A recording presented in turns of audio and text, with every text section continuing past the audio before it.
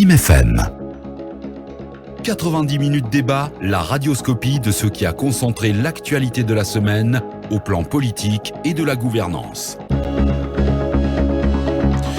L'info en boucle sur la 95.3 Radio FIM FM. Merci à Boubacar Sidiki Kamara pour ce point de l'actualité. Beaucoup de réactions. Et peut-être on va finir avec ce sujet très rapidement. Khalil, en off, tu me disais que tu voulais avancer. Juste un mot, on va aborder le deuxième sujet. Oui, concernant justement. Oui, il a évoqué un sujet qui m'a interpellé. C'est le cas de la libération, la détention provisoire des anciens ministres, notamment Kassori et Si.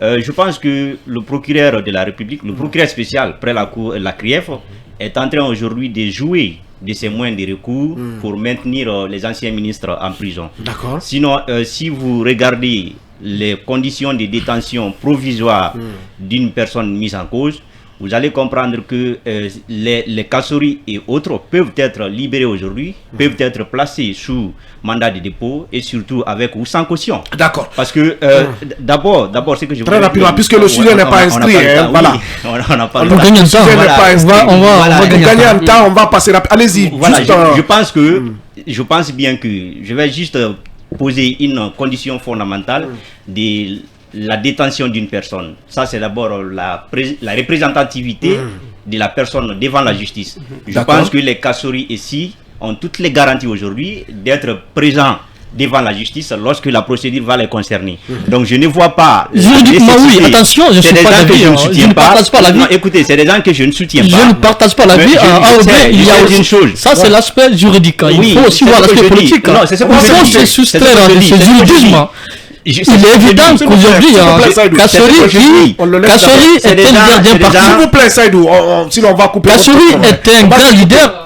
Voilà, ce que je dis, je comprends bien, Saïdou, mais moi, je ne parle pas de l'aspect politique, là, je parle de l'aspect juridique. Je dis bien encore qu'il n'y a pas de nécessité que ces gens-là soient maintenus en prison. On peut aujourd'hui les mettre sous contrôle judiciaire et quand la justice a besoin d'eux, ils pourront être bien sûr devant la justice. Très bien, ce qui est très bien dit. Voilà, on a donc tout ce qu'on pouvait dire sur ce chapitre Alpha Condé, donc qui va une nouvelle fois se faire soigner, mais cette fois-ci à Istanbul, chez son ami de toujours, c'est Erdogan. Voilà. En tout cas, nous lui souhaitons un prompt rétablissement puisqu'il a quand même à un moment donné servi le pays. C'est un Guinéen, un Guinéen, quoi qu'il en soit, on lui souhaite prompt rétablissement. Alphonse Mara, on a suivi cette autre actualité qui a défrayé la chronique, et d'une réponse du berger à la bergère. Il y a le porte-parole du gouvernement Ousmane Gawar Diallo et aussi le ministre secrétaire général de la présidence qui ont donc répondu au président de la commission de la CEDEAO, Jean-Claude Kassibrou, qui a rejeté le délai fixé par la junte comme durée de la transition. Comment avez-vous apprécié, comment vous appréciez cette sortie, cette double sortie de ces deux membres du gouvernement? Moi, personnellement, c'est mon avis, je ne voyais pas l'opportunité de communiquer sur la communication préalable de Jean-Claude Kassibrou. En fait, le gouvernement et le ministre secrétaire général à la présidence se sont juste donnés en scène. Ça n'a servi à rien, ça n'avait aucun impact. Vous pensez que c'est une sortie malencontreuse? Je ne sais pas qui leur a conseillé, mais c'était un très mauvais conseil. Il n'y avait pas d'opportunité de communiquer. Deuxième, le contenu de leur communication n'était pas une réponse, mais c'était carrément une insulte. Quand on dit manque d'élégance, Alphonse, comment une insulte? Quand vous traitez quand même Jean-Claude Kassibrou qu'il manque d'élégance, inamical, des termes ont été employés jusqu'à ce qu'on remette en question le mandat même de Jean-Claude Kassibrou. Justement, on dit qu'il est illégitime pour parler au nom de la CEDEAO. Et c'est ça le problème. En fait, c'était quoi l'opportunité de venir déverser cette colère-là? Parce que c'est une colère, c'est une expression de colère. Et premièrement, l'opportunité ne se posait pas. C'était pas le moment de communiquer là-dessus. La Guinée a proposé. Ce n'est pas à Jean-Claude Kassibrou de déterminer. Même si c'est les chefs d'État qui décident, le clash qui s'ouvre, parce que c'est un clash qui vient de s'ouvrir, entre le gouvernement guinéen, la présidence du CNRD et Jean-Claude Kassibrou pourrait orienter les débats des présidents. Justement. Et aujourd'hui, qui donne le ton? C'est la Guinée qui permet aux chefs d'État de se méfier des décisions qu'ils viennent de prendre. Pour deux raisons. La Guinée fait une proposition. Le CNT fait une autre proposition. Adopte cette proposition. Bon, fait une autre proposition. Aujourd'hui, cette proposition-là est remise sur la table au devant de la communauté internationale. La CEDEAO, les présidents de la CEDEAO devaient se réunir pour communiquer là-dessus. Eux-mêmes, ils l'ont précisé dans leur communication. Ce n'est pas Jean-Claude Cassibrou de se prononcer là-dessus. Il revient à la conférence des chefs d'État de déterminer si le calendrier est acceptable ou pas. Oui.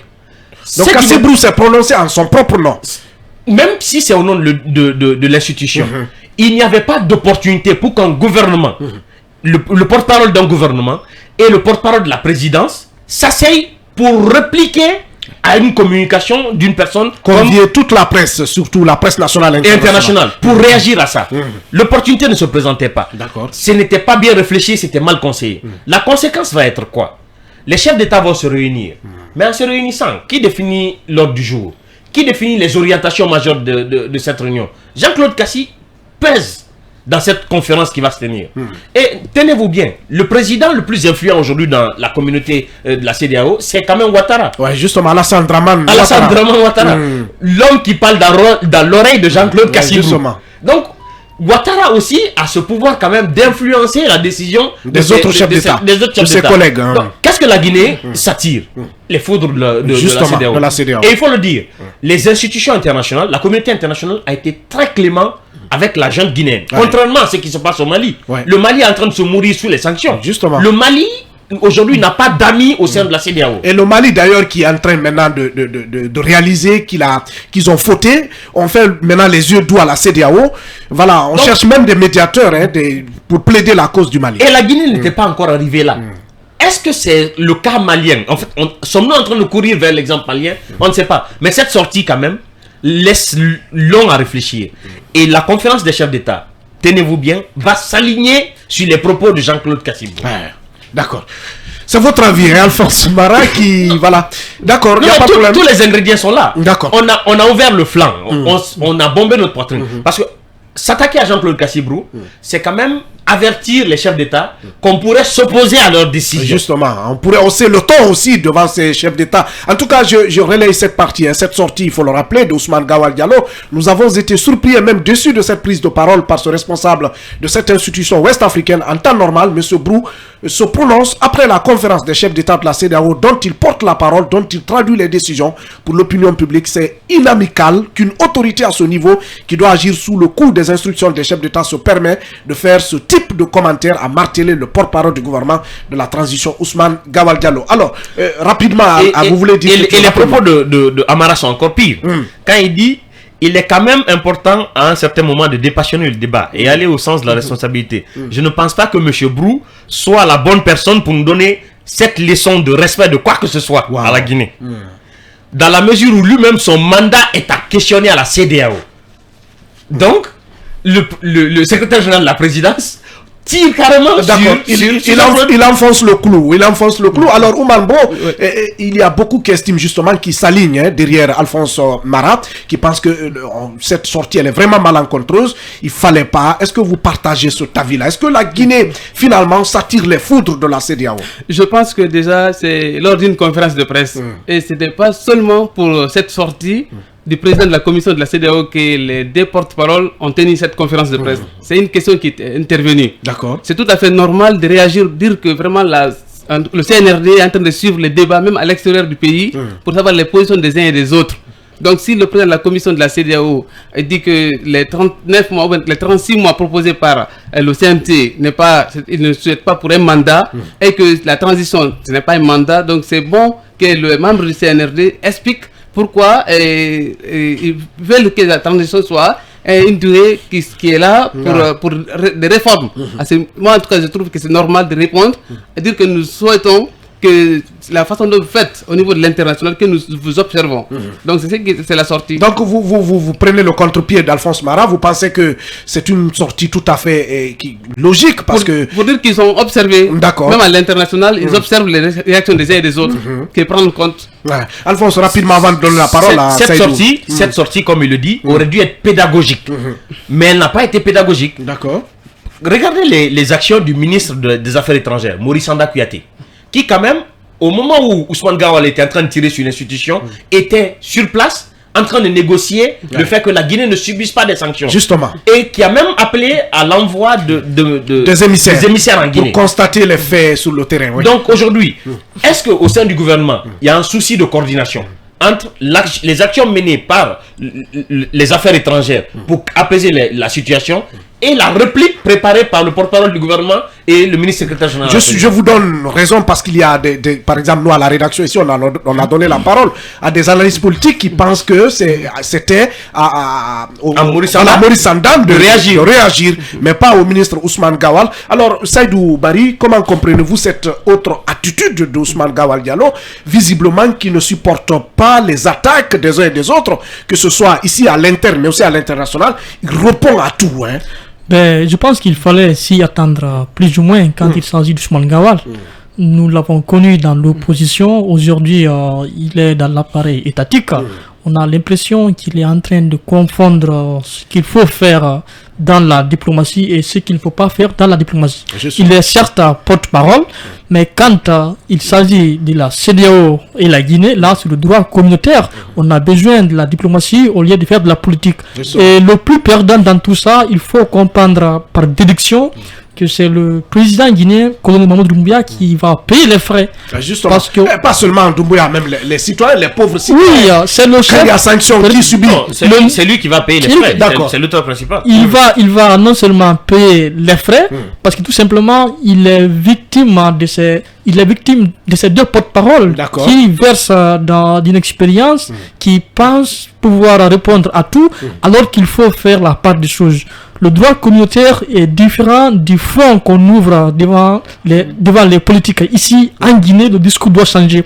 Comment comprenez-vous que Maurice Sanda fournit un effort de rapprochement diplomatique pour faire fédérer les chefs d'État ouest-africains concernant les 36 mois de transition qui posent problème en Guinée, et qu'au même moment qu'il y ait des sorties inopinées, des sorties qui ne sont pas opportunes, des sorties ultra sensibles du porte-parole du gouvernement, mais aussi du colonel Mamadi Doumbouya, à l'encontre de tout ça. On pouvait se faire l'économie d'envoyer le ministre des Affaires étrangères, Maurice Sanda. En tout cas, il faut interpeller le chef de l'État pour dire qu'il y a une sorte de contradiction dans les politiques qui sont mises en avant aujourd'hui. Le porte-parole Ousmane Gawal, dans sa logique, dans une envolée lyrique, il continue des discours va-t-en-guerre. Ça n'arrange pas une transition. Il ne faut pas confondre la politique interne et les politiques à dimension internationale, parce que ça peut impacter ce qui va arriver. La dernière carte de Doumbouya, c'est ce qu'il a proposé comme durée de la transition. S'il échoue, il a déjà échoué au niveau des assises nationales, il a échoué dans le cadre du dialogue, dans le cadre de la concertation qu'il avait mise en avant. S'il échoue avec cette durée-là, je ne vois pas quelle sera la raison de cette transition en cours. Voilà, des conseils de Saïdou Bari, un journaliste, au président de la transition, colonel Mamadi Doumbouya. Peut-être qu'un de ses proches nous suit, ou même pourquoi pas lui-même. Ce sont des conseils qu'il faut intégrer. Il y a Bolokada Touraman qui nous écoute comme d'habitude. Bonjour mon grand frère Aoubé, toute l'équipe du jour, nous remercions l'Union africaine d'avoir sommé la junte militaire. Ah là là, est-ce que la junte a été sommée par l'Union africaine de garantir sa liberté et surtout de le protéger dans toute dignité? Nous restons derrière la justice. Est-ce qu'il n'y a pas d'hôpital à la République de Guinée? C'est la faute de notre champion, le professeur Alpha Condé. Il pose donc la question, voilà. Bolokada Touraman qui nous suit, continuer à réagir dans cette émission 90 minutes débat. Alors Khalil et Camara, aujourd'hui on voit, est-ce qu'on risque, j'ai posé la question à l'entame de cette émission, est-ce qu'on s'achemine tout droit vers un bras de, il y a déjà le bras de fer, est-ce que selon vous il est engagé entre la Guinée, la junte et la CEDEAO? Qu'est-ce que risque la Guinée avec ces doubles sorties de ces deux membres influents du CNRD? Aux antipodes des avis de mes confrères, je pense que la sortie était opportune. La sortie des membres du gouvernement, notamment le porte-parole. Ah bon? Oui, bien sûr. Pourquoi? Gawal Diallo. Pourquoi? Parce que je voudrais d'abord qu'on fasse une distinction entre l'institution, la CEDEAO, et le président de la commission qui s'est prononcé en son propre nom, qui a donné un avis personnel sur la question. Mais qui peut influer, il peut avoir un impact sur son propre nom. Je ne dis pas le contraire. Mais qui peut aussi impacter davantage. J'y arrive. Et c'est pourquoi la sortie des membres du gouvernement. D'abord, il faut comprendre qu'Assibrou ne devrait pas se prononcer sur la question qui est déjà dans l'instance de la CEDEAO. Il appartient à l'institution de guider, de prononcer les sanctions ou le sort réservé à la Guinée en ce qui concerne la durée de la transition. Il y a un chronogramme qui a été présenté et la CEDEAO est en train d'examiner, si vous voulez, ces chronogrammes afin de donner une réponse à la Guinée. La diplomatie, Maurice Anda est parti dans ce sens-là, défendre, si vous voulez, ces chronogrammes, expliquer clairement à la CEDEAO, voilà pourquoi nous avons pris ces chronogrammes et la durée qui concerne ces chronogrammes-là. Donc nous sommes à ce niveau. Je prends cela comme si c'était une question judiciaire. Et un exemple, c'est-à-dire que vous êtes au niveau de la justice, le président de la justice ne peut pas sortir pour se prononcer sur un dossier qui est déjà en instance. C'est différent, c'est juste un exemple. Que faites-vous de la liberté d'expression? Vous allez me comprendre. On va le laisser, il va aller au bout de ses idées. Allez-y. Je sais que c'est différent. Je vais prendre par ce que vous avez dit. Vous dites que le président de la commission... Il est libre de donner quand même son point de vue. C'est la liberté d'expression. On ne peut pas... S'il te plaît. Attendez. Vous avez dit qu'il est influent, qu'il a une influence au niveau de l'instance, au niveau de l'institution, la CEDEAO. Ce qui veut dire que tout ce qu'il dit peut être orienté, peut influencer aussi exactement la position des autres membres de la CEDEAO. C'est pourquoi sa déclaration devrait être répondue. Non, attendez. C'est pourquoi sa déclaration méritait une réponse au niveau des membres du gouvernement. Je ne qualifie pas des propos du porte-parole du gouvernement. Mais les propos utilisés par Ousmane Gawa. Par contre, moi je trouve que Ousmane Gawa, il a toujours des propos adoucis. Il est dans le cadre de la diplomatie. Ousmane Gawal Diallo, j'ai suivi toutes les sorties qu'il a faites et je pense qu'il le fait avec courtoisie. Maintenant, peut-être qu'on peut condamner les propos d'ailleurs du colonel Amara Kamara qui a toujours des propos grotesques. Lui, on peut lui reprocher ces trucs-là. D'accord, on va revenir. Vous aurez le temps de poursuivre votre analyse. Pour l'heure, on va aller à la deuxième. On va marquer donc la deuxième pause. Juste après le point sur l'info, on va se retrouver pour poursuivre cette belle émission, entamer la dernière partie de l'émission 90 minutes de débat.